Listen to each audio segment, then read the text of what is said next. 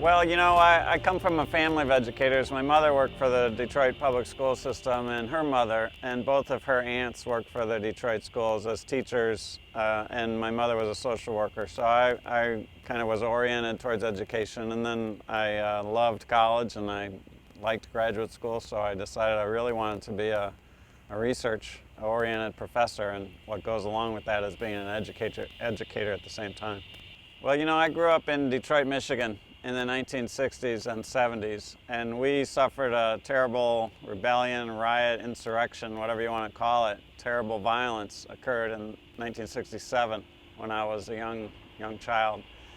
And I grew up in that period of white flight, segregation, racial hostility, and so it's really been something that I've experienced my entire life.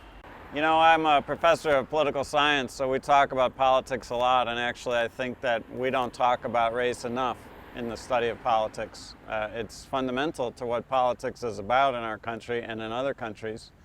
So I think that race, class, gender, sexism, homophobia, those things are important to understand because they are a lot of what drives politics. Well, being an educator and being around young people all the time at a university like this can't stop but give you a lot of hope because people are trying to do better and people are trying to understand what's happening, and I love being a professor and I love working with younger people.